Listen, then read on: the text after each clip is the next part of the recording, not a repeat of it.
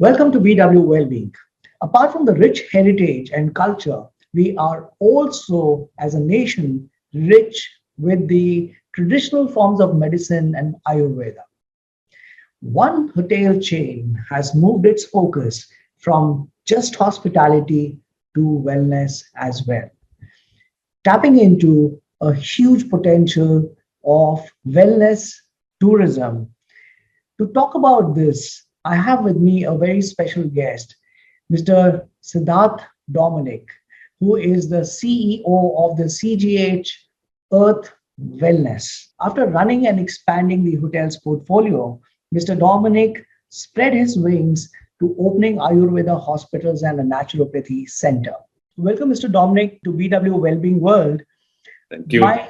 My first question to you is that CGH Earth as a group has traditionally been into hospitality. You have hotels.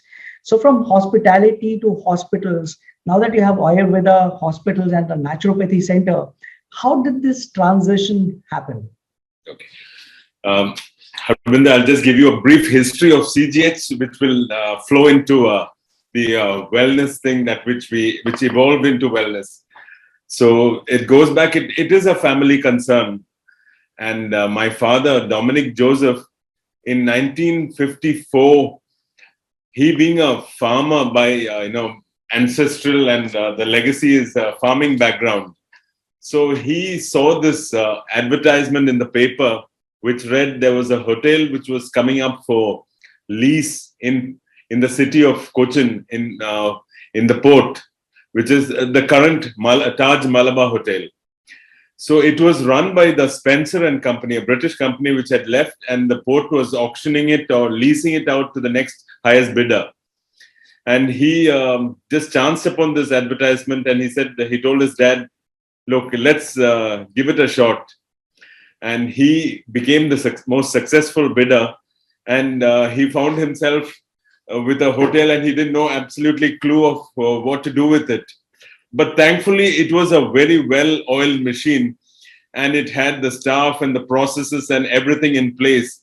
It was Cochin's best address in the 1950s. And 1954, he began that, and somewhere in 1957, he started a small restaurant in the port area, which he called the Casino restaurant. This was more targeted at all the port employees so they could get cheap food. About 10-15 years into operation of running the Malabar Hotel, the term had run out, and he lost the next bid, which left him with this little restaurant, which he thought he should develop into a hotel. He saw the big potential in Cochin. And Casino Hotel evolved to become, like the Malabar, it became a star category hotel with it was pitched as a 4-star category hotel. But our story really got changed in 1988 when we had the opportunity to bid and win the Bangaram Island, which is in Lakshadweep. Lakshadweep, they were opening it up for global tender, and my eldest brother, who was invited to go there and make this pitch, came back and said, look, this island is too good. It's too beautiful. And ours was a very small company, lack of capital. And we came back and said the pitch was both. It was absolutely virgin island as well as our shortage of capital, which probably in retrospect was a good thing. We said, look, let's keep the island as it is, very minimalistic in approach. And our bid said that it will be, staffed by the local people who know the island. They know the water. They know everything about the island, how to manage. And they've always managed there. We would, on the other hand, want to, live off the mainland for everything. So the concept was, let's focus on making it very local in its offering. Let's ensure that the environment is absolutely, the sanctity of the environment was paramount. Any decision that we took should not compromise the environment in any way. So environment, local, and inclusive of the community became the core offering. And in 1988, when we started Lakshadweep, as it was called the Bangaram Island Resort, it was also priced at about the most expensive hotel property in India. Bombay, the Taj, would have been in the price range of about $250 a night. We said, let's pitch it at the same price. We were selling in Casino Hotel was going at maybe a little under 1,000 rupees at the same time. So for us, $250, and at that point, it was just a figure we plucked, and we were saying, look, this is unique. There is a carrying capacity. People have to really, be in a mindset that this is something precious.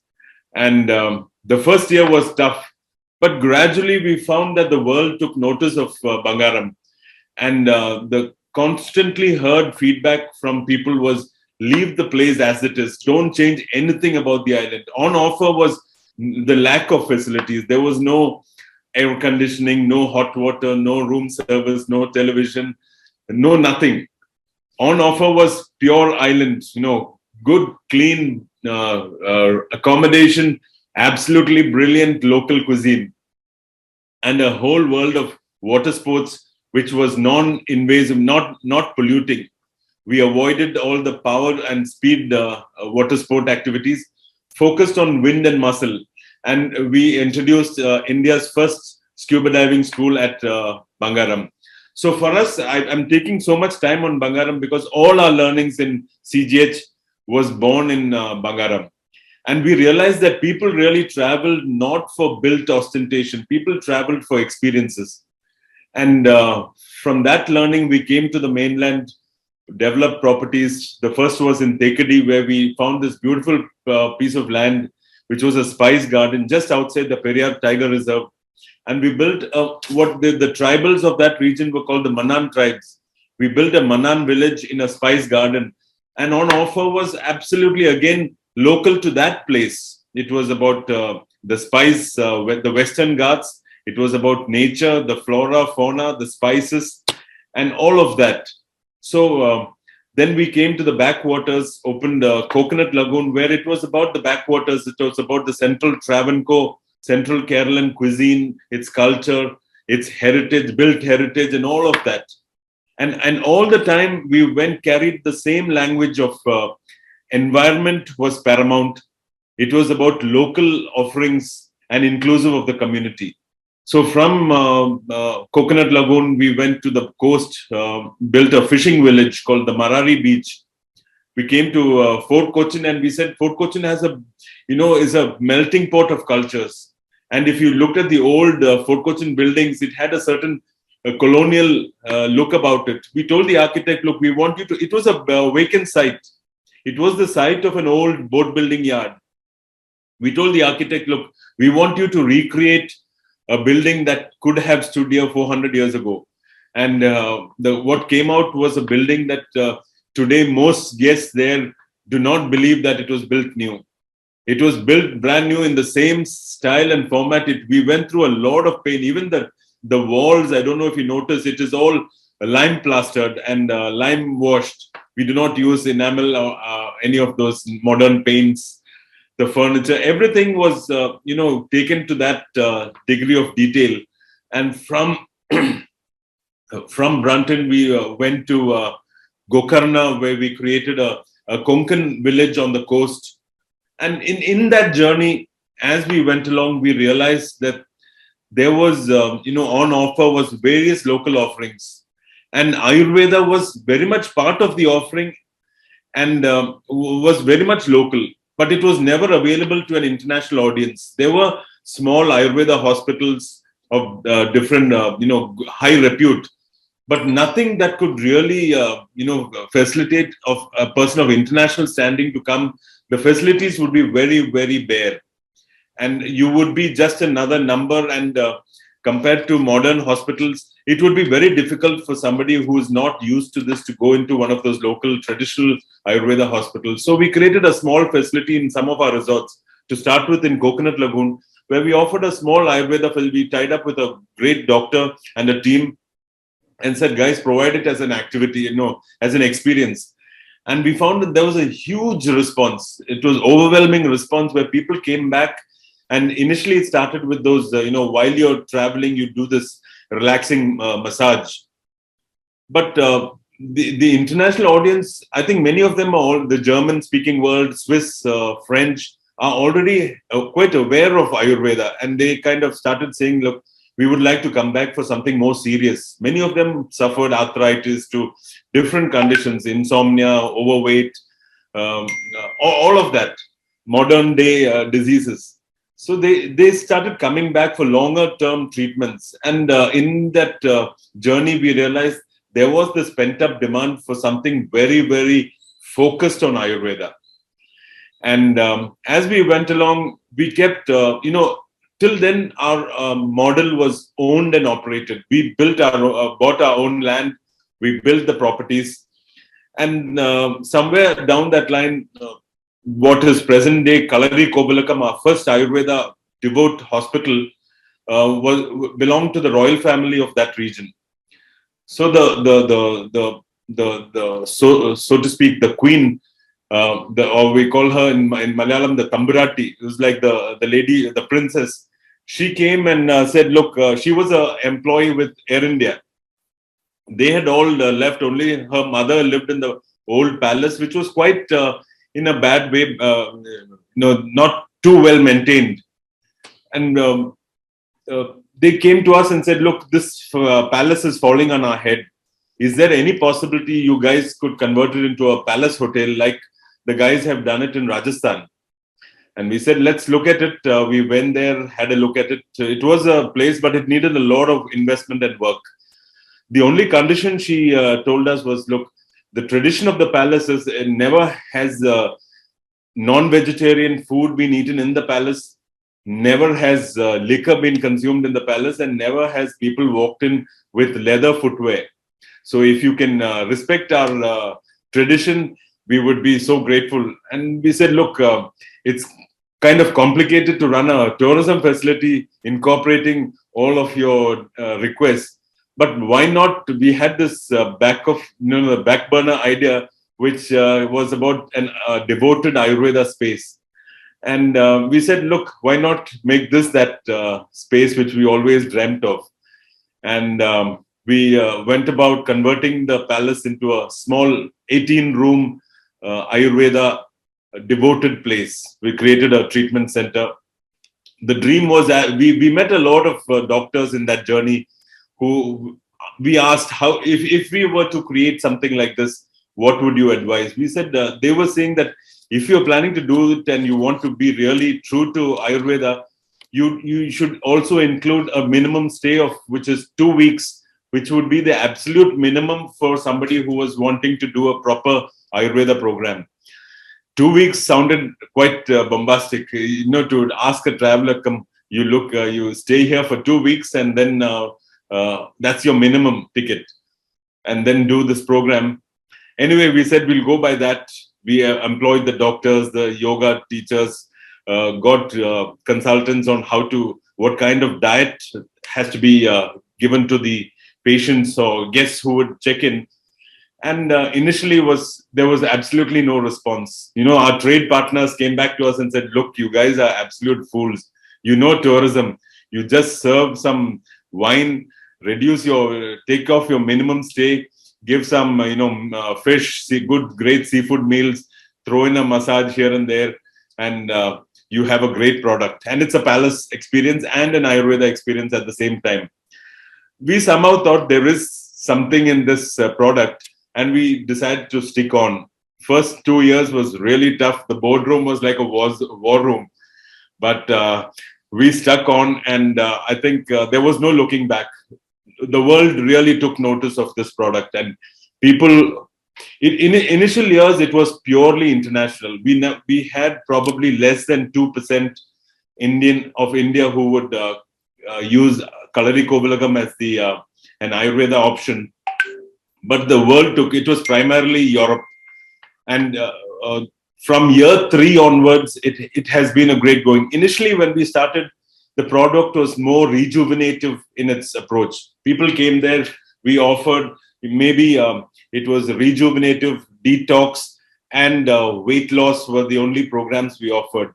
But as we went along, the constant feedback was, look, make it, see, we are taking the time off. For us, the most luxurious, most expensive commodity we are spending on you is our time. 2 weeks or 3 weeks or 4 weeks. The money is not of that great importance, but it's the time. Since we're taking that time, we want to get the best. And you guys go and don't compromise any of the offering. And so the doctors also, and all of us got emboldened and said, let's then take that whole journey, plunge, and it became transformed to becoming more curative in what people were seeking. And in that journey, we went and got it, accredited as a NABH accredited hospital. And today, Kalari Kovilagam, the whole mindset is, it is a very, very immersive Ayurveda experience where one comes there, fully understanding what it means. It is very restrictive. The team will tell you to even detox from digital detox to everything. You go in there for yourself and spend that 2, 3, or 4 weeks completely focused on yourself. It's still, we kept it small, even in spite of the load. We kept it small. The temptation was there because it is quite a large property, about 10 acres. We could have added another, it's 19 keys. We could have added another 19 keys. We said, no, for these 19, or maybe if they're all on double, that many patients, the space is good because they need the garden space. They need all of that space is the luxury. They come there and in that world, they find their healing.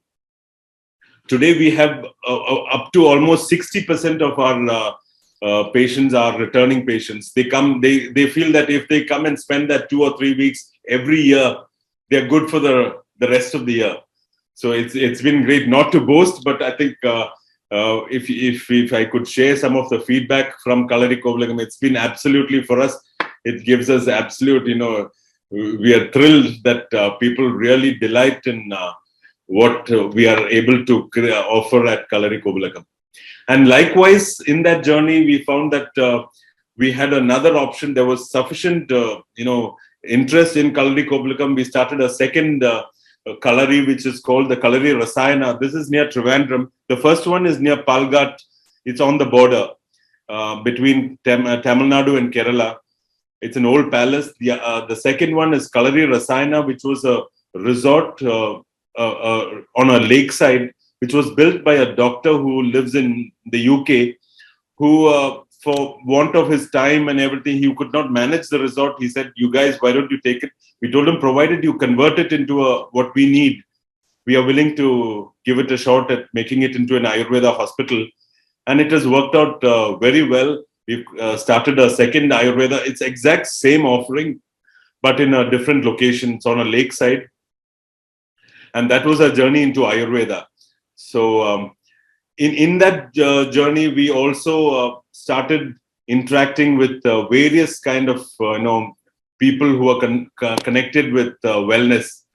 And we had this, we knew about naturopathy and what there is a naturopathy actually as a science exists all over the world.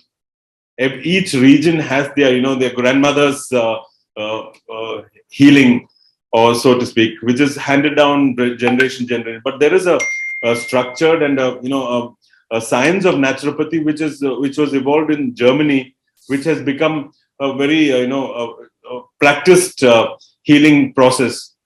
That is the process that has now become, you get qualified doctors and all of that. So there is that branch which is available, again, not available to an international audience. And they do some great work, great healing, and great relief to many people who have different conditions. But the conditions, for people to go to the present facilities is so basic. We thought here was another opportunity to create something world-class for the world and offer naturopathy as the healing system.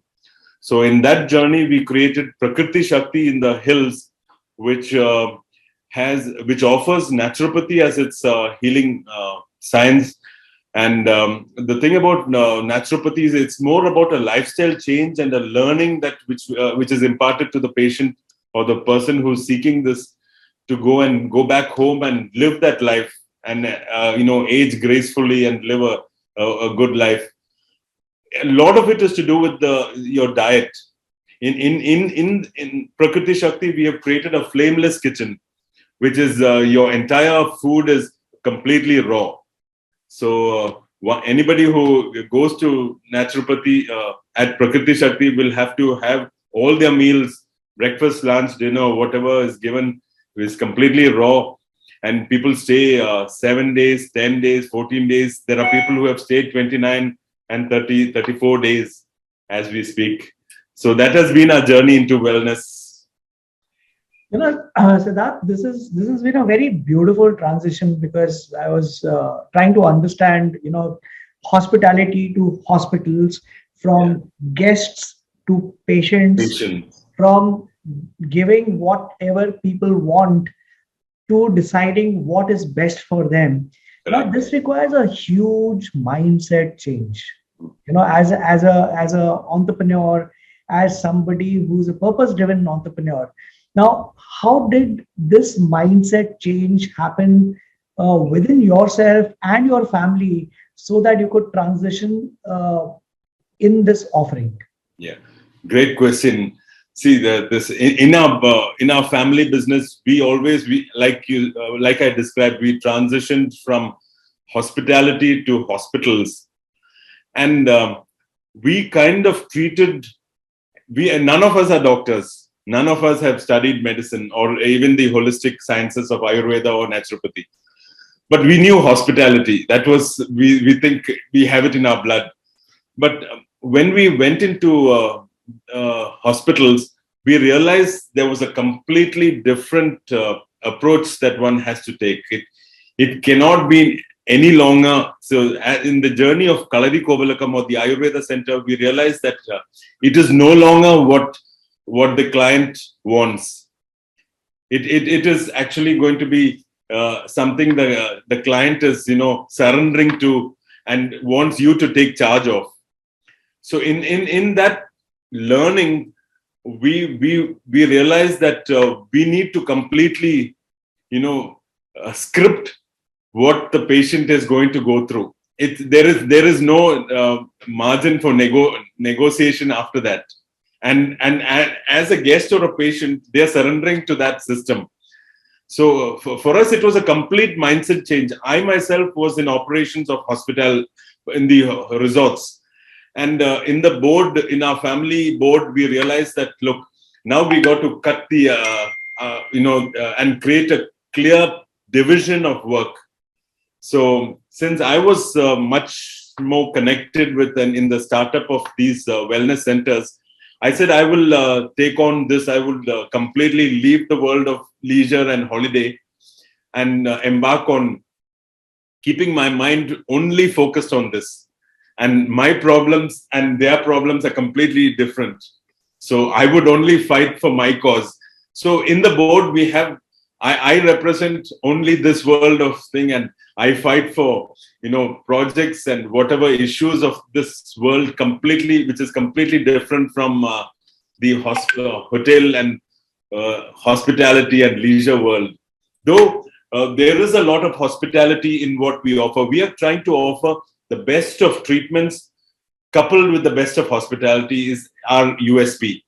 So while there is a lot of hospitality enmeshed into this wellness part of CGH, we still want to differentiate the thought process in every aspect completely from things. So we have, though we tried to write the same brand, so we've called one CGH Earth and the other is CGH Earth Wellness.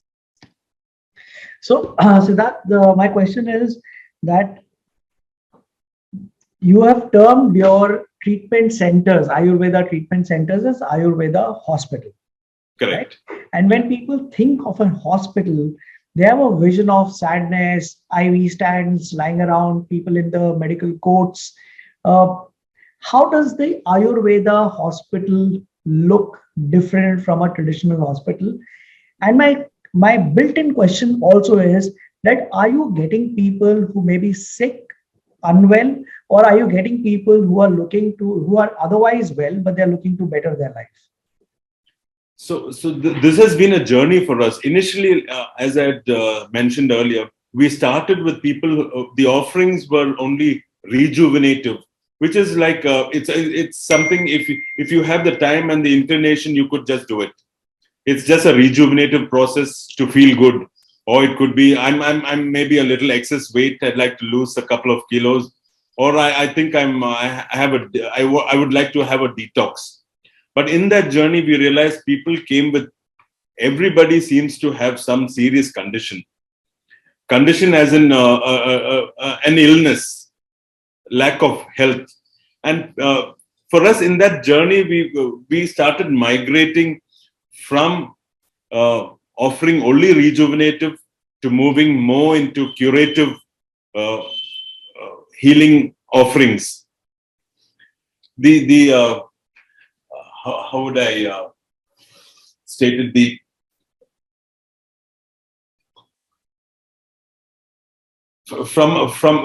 There has been a lot of confusion even in within us, because there is constantly where are you seeking this person who's looking for because our world was still connected to the hospitality world, the trade partners, industry, and but we found that people who were seeking Indian healing sciences were looking through the tourism world.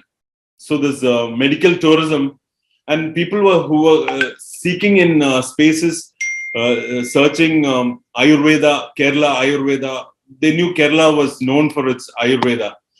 And at some point, we incorporated what we called a PAF.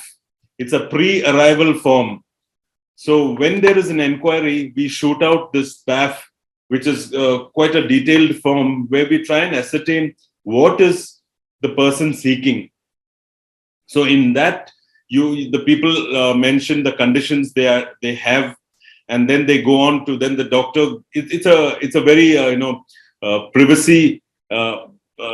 It's completely private, that form. It goes only to the doctor, and the doctor responds saying that, look, I understand, and we would recommend this kind of duration for your treatment.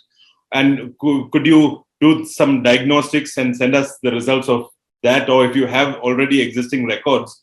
And based on that, we shoot out we recommend that you stay X number of days for this, and we think you can get healing from that. So it has been a journey from moving from a very light wellness thing into what we call more curative. People are now coming there. I would think that though there are people, a small segment of people who still come for a feel-good experience, majority, 90% are coming there with serious ailments / conditions which they want to address. So what are some of the most common ailments for which people come to your centers? Most lifestyle issues. See, there is a lot of people who are coming from, if I start from pre-COVID, I would think we had a lot of people coming for skin related matters. There were a whole lot of people coming with, arthritis, back, all the orthopedic related issues. We have a lot of, I think modern day life has caused a lot of insomnia related issues, which is more medical and clinical. It's not just, cannot be addressed very lightly. Modern medicine would give them pills or some very light thing, but Ayurveda has been able to give some much longer term solutions to these kind of issues. Then there have been a lot of patients who have come for people who've gone through cancer treatment, and they are in post chemotherapy, and because the body takes a real beating after one has gone through some of those aggressive treatments, and it needs a lot of rejuvenation to build it back, the cells and everything, to get back that energy. which Ayurveda is able to do quite well. So I think that because the rampant growth of cancer and all of that aggressive treatment has given a huge number of people who are coming for that kind of in that remission stage.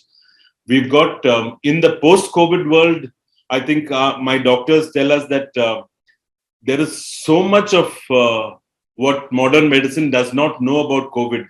People have had, they say, I've just had a Omicron, a small, bout of Omicron, and that was a year ago or 6 months ago, 8 months ago. But after that, they find that life has not come back to normal. For some reason, they call foggy mind, they're unable to sleep, they have joint pain, and to much more serious issues also. Even if you talk to many allopathic doctors, they find that many hospitals are seeing a huge spike in patients who are coming with COVID-related symptoms, not directly COVID, but post-COVID trauma. So I think today we see a lot of those cases who are coming for relief using both Ayurveda and naturopathy.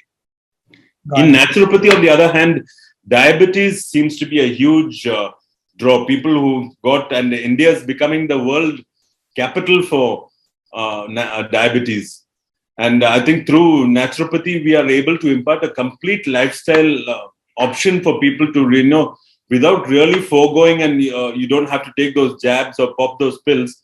You can a healthy lifestyle can directly give you, healthy aging. Got it.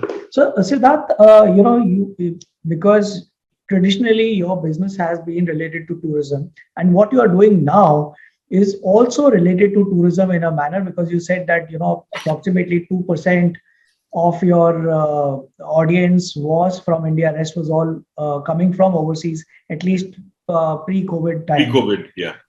How big is the wellness tourism industry? And I'm consciously using this term wellness because I know medical tourism exists, but medical tourism is from a very different perspective. Correct.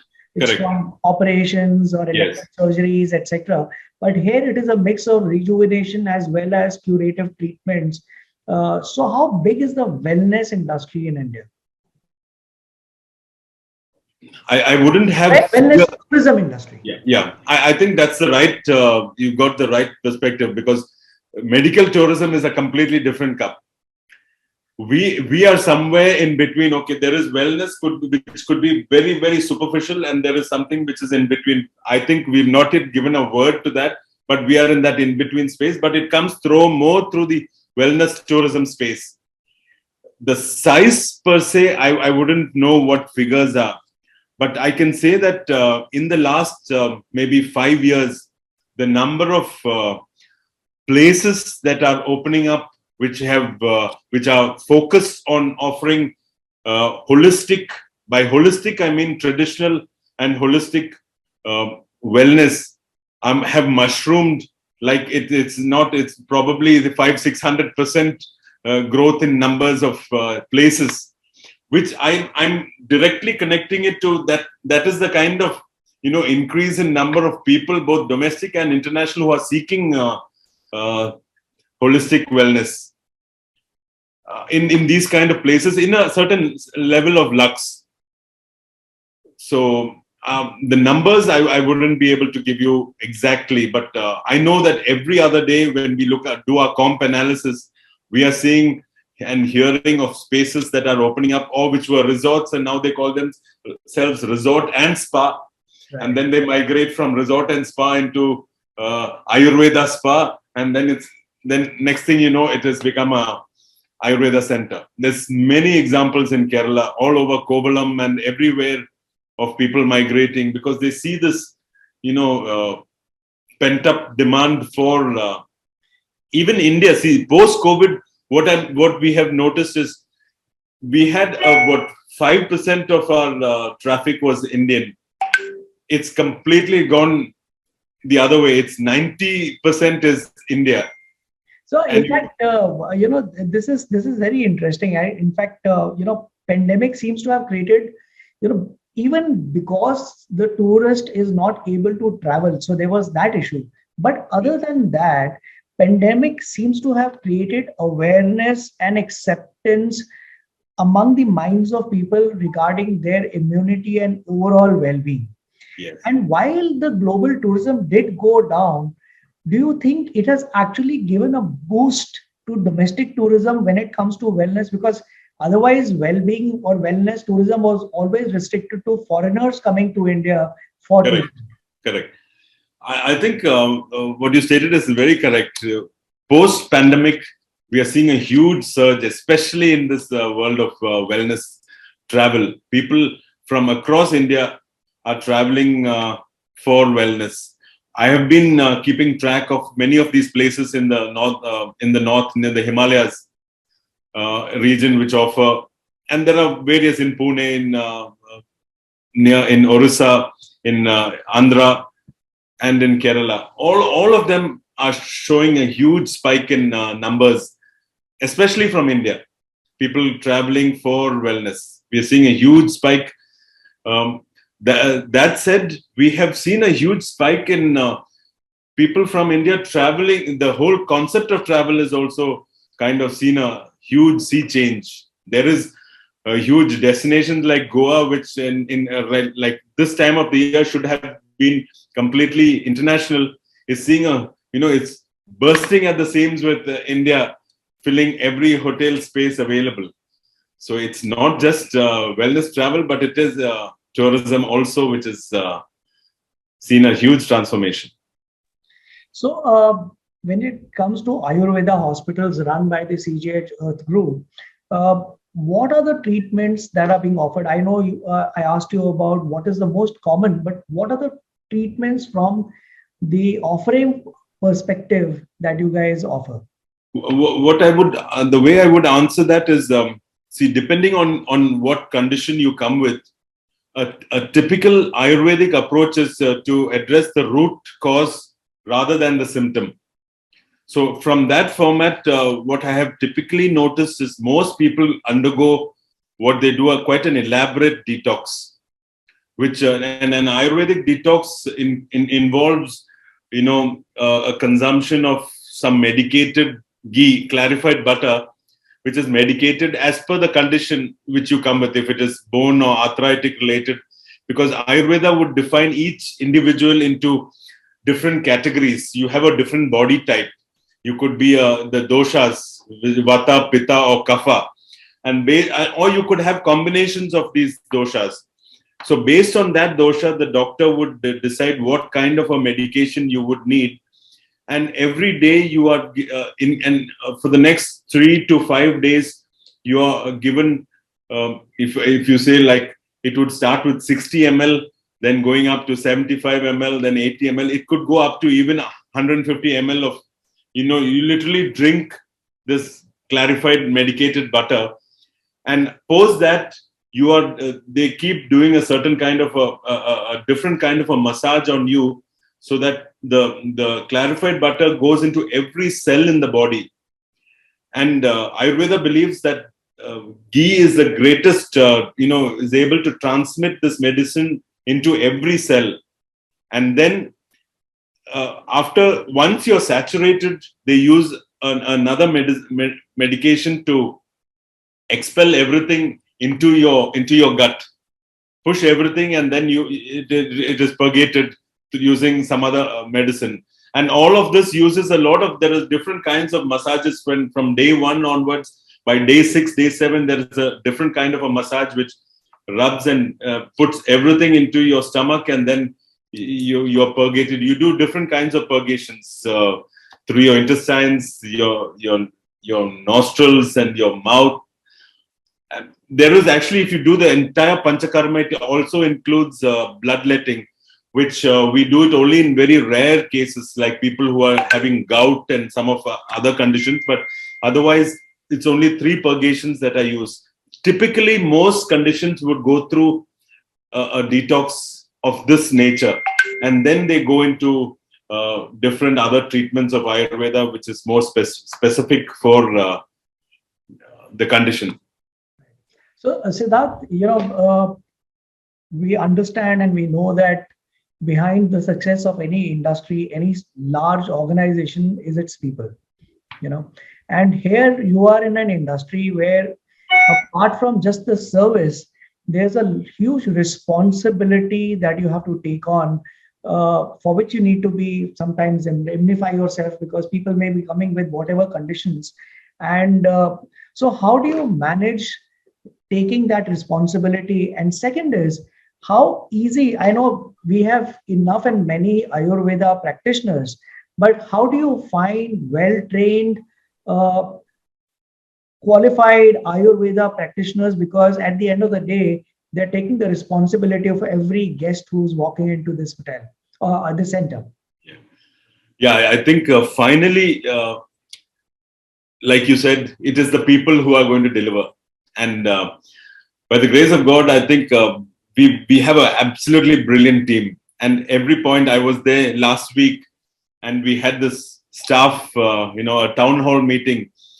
And my only point which I wanted to tell them was, look, my appreciation for the team, because I would just like to highlight one.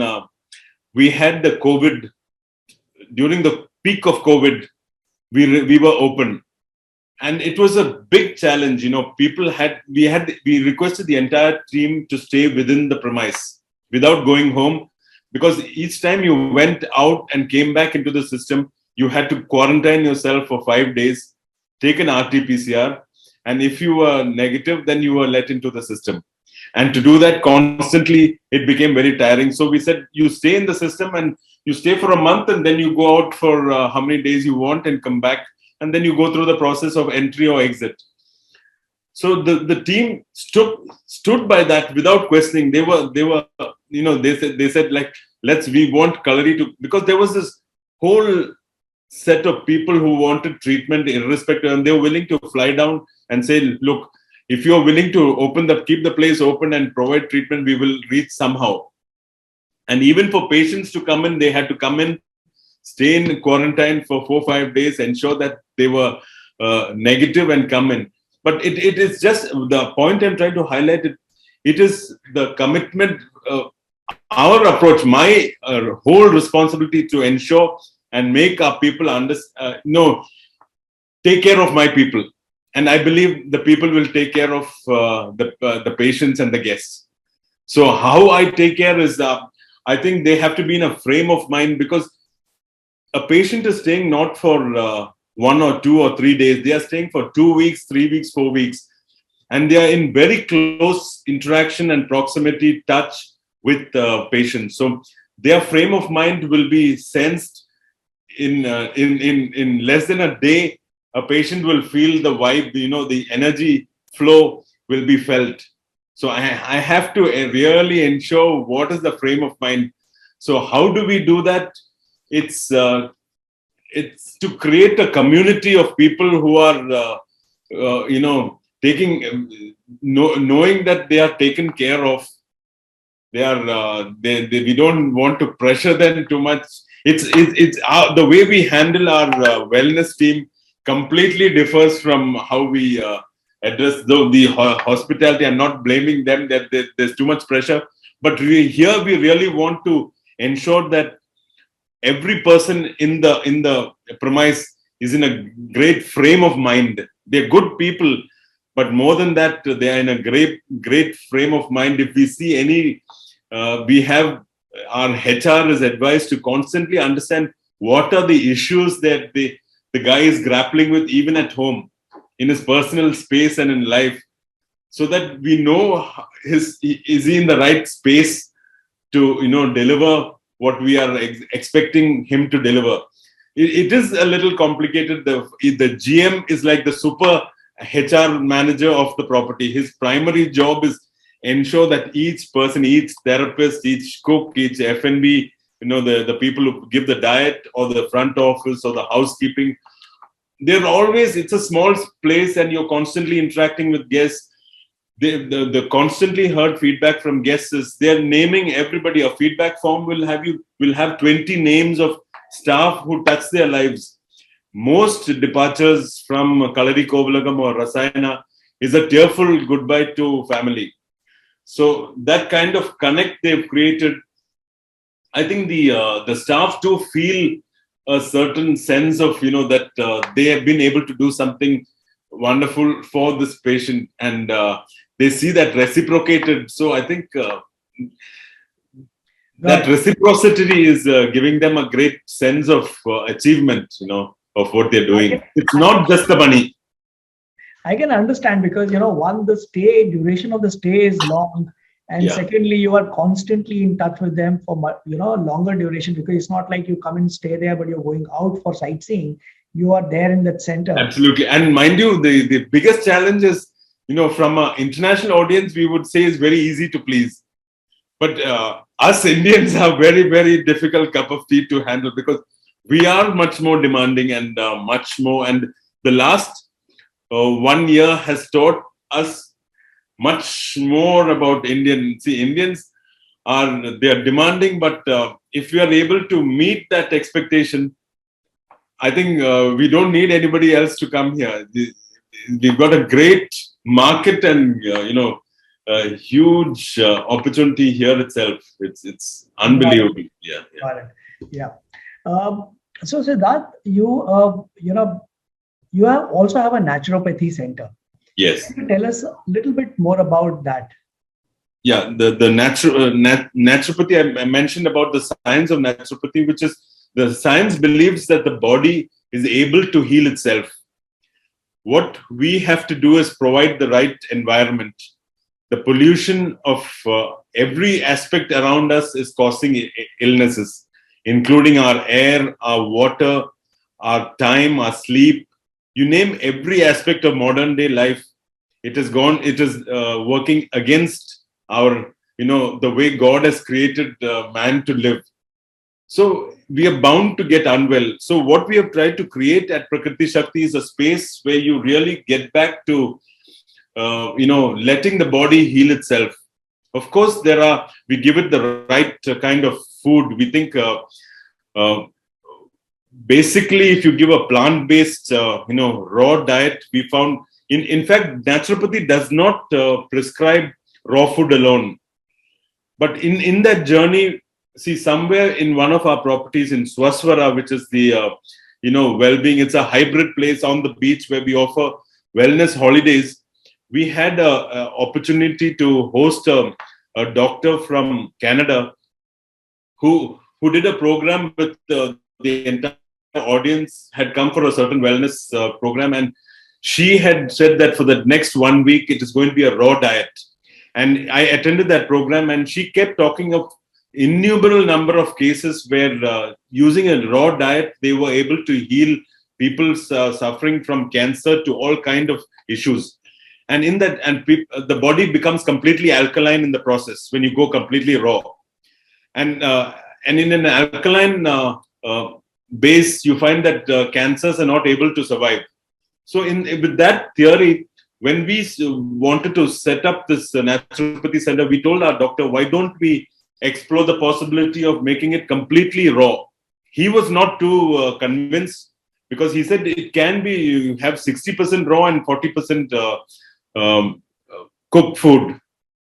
But from our initial experiment, the doctor came out and told us that, look, the results he's seeing is far superior to what he would have otherwise seen using a raw route. So we completely went the raw route and offering this raw food with all the Ayurvedic treatments. And more than anything else, the doctor kinds of, every day there are classes which really impart this knowledge of how to live well to people. And even in Prakriti Shakti, the Naturopathy Center, we see people coming back. Though ideally, if I have learned what to do, how to live, I should not be coming back. That's bad. It's a bad product delivery. But the doctor says that most people are coming from a life of binging, and they come back, they go, and maybe for the next 2-3 months, they live absolutely true to what they are supposed to do. Then they start diluting a little bit, and they come back, and then next trip they fine tune a little more and correct themselves. But we've seen a lot of returning people, even in naturopathy, who keep coming back because they've had. And most guests, I think 100% of our guests are today referral, meaning If I've gone and stayed there and I had a great experience, I tell everybody I know that, look, you guys stop taking these pills and all that. You just go there, spend time there, and fix yourself. So a lot of people have been able to leave many medicines thanks to naturopathy at Prakriti Shakti. Lovely, lovely. So, what can we expect from CGH Earth Wellness in times to come? What is your vision that will take the company to the next level? The CGH Earth as a brand, we think that has great potential. Looking at in a post-pandemic world, I think the awareness of people that we are all finite beings and we are very vulnerable. Just a small little bug and you don't know where to run. You saw the kind of panic when oxygen ran out. And if you are vulnerable, you are left at the mercy of, there's nothing, no medicine that can help you because you don't know what's going to hit you. And people have realized that money in your hands it means nothing. So you need to invest in health. I think that awakening has come up.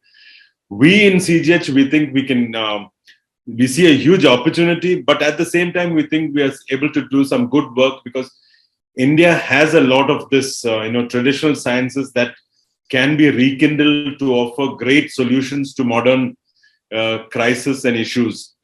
So we have taken Ayurveda, we've taken naturopathy. We see other possibilities. I had in the last year traveled to Ladakh and Leh, where I had a lot of interaction of offering how to bring about Tibetan medicine and offer some. So that is still work in progress. We are doing some research into that science. That said, we are looking at expanding these offerings also in various other geographies. As we speak, we have tied up with somebody in Uttarakhand, above Jim Corbett in the little higher reaches of Himalayas, 6,000 feet elevation, to create another naturopathy, a similar naturopathy center incorporating a lot of the Himalayan traditional systems of medicine, from salt baths to other systems. That is being developed. We hope that will roll out by October, November of 2023. We are in discussion with somebody in Moscow who's been a repeat client at Kalari Kovilakam, the Ayurveda Center, who says that let's do a facility in Moscow addressing Ayurveda. He says there's a huge population, and Moscow, many Russians have this traditional system of taking time off for wellness, and Ayurveda, for some reason, we are not responsible for that, has become very well known in Russian circles. And we get a lot of Russian, very, very high net worth Russian clientele. But the person who's in discussion with us says there's a whole population of people who are not conversant in languages and not confident to travel out and do treatment. But if we were to operate something in our standard in Moscow, we'll see a great opportunity. He has procured a space, and he was just waiting for a little more settlement of the COVID crisis, and especially the current, the skirmish that's happening, Russia, Ukraine. He said, let that settle, and then we'll get on to rolling out that. So we're looking at that. We're looking at various other, many parties have been reaching out to us to do similar in Andhra, in Orissa, in the north, closer to Delhi too. So we've been a little cautious right now because of we are just emerging from the COVID crisis, and it has hit. Of course, I'm sure you're aware.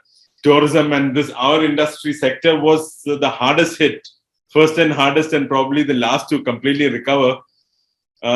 So we're being a little cautious, but we are in discussions on various fronts to look at more spaces offering Ayurveda and naturopathy, and looking at other sciences also. Got it. So what I hear, Siddharth, is that you're going beyond geographies, not just within India, but even overseas. Overseas too. And also, you're not restricting yourself to just Ayurveda. You are open to integration of traditional Correct. life sciences Correct. and imbibe them into the system, which is Yeah, our ultimate would be when we can integrate modern medicine with thing and create a holistic healing space. That is our ultimate dream. awesome. Which So that'll be an integrated yeah, solution. integrated medicine. Okay. Something which I think there are spaces available currently, but we want to do it on another level, which is going to be. We need to find the right people who would join us in that journey. Got it. Got it. So, Siddharth, one question that comes into our mind is that post-COVID, the tourism has moved from international guests to Indian uh, domestic tourism. Yeah, yeah. Has this impacted the numbers in terms of revenue, the ticket size of their spend, etc.? In the wellness world, we had briefly during the COVID crisis, it was more panic that drove us to drop prices. But since September, we are back to the pre-COVID prices in wellness, that is in Ayurveda and naturopathy. And we find that India is not complaining about that. As far as tourism is concerned, again, we had dropped prices pre-COVID. During COVID and post-COVID, we are back to the original price. In fact, we have taken the prices higher as the normal hike would have happened. And we see a huge spike in numbers. We are doing, so to speak, better than pre-COVID to date. Awesome. We are a little concerned about the visa crisis and things because travel of the international, which from the coming month, it should move into international, but we are still seeing that it is domestic that is still driving the numbers.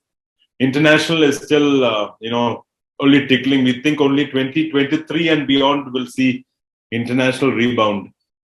Got it. So Siddharth, it has been beautiful conversing with you and trying to understand the journey from hospitality to hospitals and how beautifully you have crafted a solution that can help people live better lives and get natural treatments for their benefit. I wish you all the best and thank you so much for taking out time to have a discussion with us. Thank you, Harbinder. It has been a pleasure speaking to you. Thank you so much and look forward to meeting you in person. Absolutely, it'll be my honor. Yeah.